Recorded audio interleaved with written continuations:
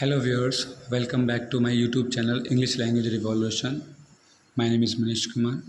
I am here to teach you English. Actually, today we have a popular and very important rule in our English speaking course.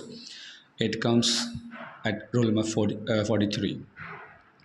This rule is used widely, nationwide rule, I think across the world. Let's begin. जहाँ तक मेरा सवाल है, so far as I am concerned, इसको my concern बच्चे use करते हैं, that's quite wrong. आपको करेक्ट यूज़ करने के लिए इसको आई एम करना होगा। जहाँ तक मेरा सवाल है, so far as I am concerned, या जहाँ तक मेरा सवाल था, so far as I was concerned. Guys, इसको हम प्रेजेंट और पास्ट दोनों सेंस में यूज़ कर सकते हैं। इसमें हमने दो तीन चीज़ें लिखी हुई हैं, जैसे कि जहाँ तक उसका सवाल है, तुम्हारा सवाल है, मेरा सवाल है, उनका सवाल है, हमारा सवाल है। अब बेसिकली एक चीज़ नोट करें कि हम हमारा, उनका, मेरा के लिए हम माई और हर, योर, हिज ऐसे लगाते हैं। पॉजिटिव केस हमको लगाना होता है, but here we are using I, we, you, they, he, she. हमको यहाँ पर पर्सन का नेम, पर्सन का जो प्रोनाउन है, प्रोनाउन का जो नोमिनेटिव केस है वो लगाना है यहाँ पर बेसिकली, जैसे कि ही। सो जहाँ तक उसका प्रश्न है, so far as he is concerned. जहाँ तक तुम्हारा प्रश्न है, so far as you are concerned. जहाँ तक मेरा प्रश्न है, so far as I am concerned. जहाँ तक उनका प्रश्न है, so far as they are concerned. जहाँ तक हमारा प्रश्न है, so far as we are concern.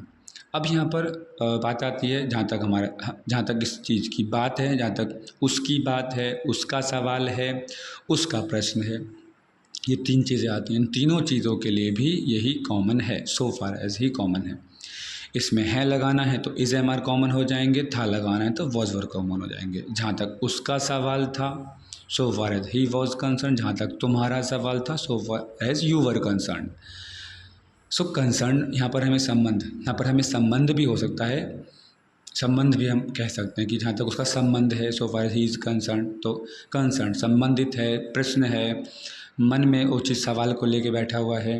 उन सब चीज़ों के लिए हम रूल 43, जहाँ तक मेरा सवाल है, so far as I am concerned, और सो फार एज की जगह पर हम एज़ फार एज भी लगा सकते हैं। ये भी चीज़ दो कॉमन है यहाँ पर, सो फार एज आप कहिए या फिर एज़ फार एज आप कहिए। एज़ फार एज ज़्यादा पॉपुलर है, so far as less popular है। पॉपुलर दोनों ही हैं, बट अगर दोनों को कंपेरिजन करते हैं तो सेंटेंस है, जहाँ तक उनका प्रश्न था, सो फार एज, जहाँ तक उसका प्रश्न था, so far as he was concerned.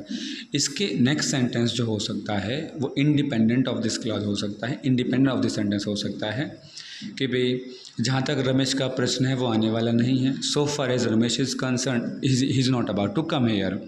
जहाँ तक रानी का प्रश्न है, so far as Rani is concerned, वह एक चैप्टर पढ़ करके आएगी, she will come learning the one chapter, पढ़ करके आएगी। ओके, पढ़ करके, जब ये हम नेक्स्ट उसमें ऑलरेडी हम डिस्कस कर चुके हैं रूल नंबर 29, 23 के अंदर में, कि उस चीज़ को हमने समझा आईएनजी करके, आ करके, जा करके, पी करके, तो या आते हुए, जाते हुए, खाते हुए, हम ऑलरेडी डिस्कस कर चुके हैं रूल नंबर 29 और 30 के अंदर में। So hope you have learned a lot today, and see you in the next video. Bye bye.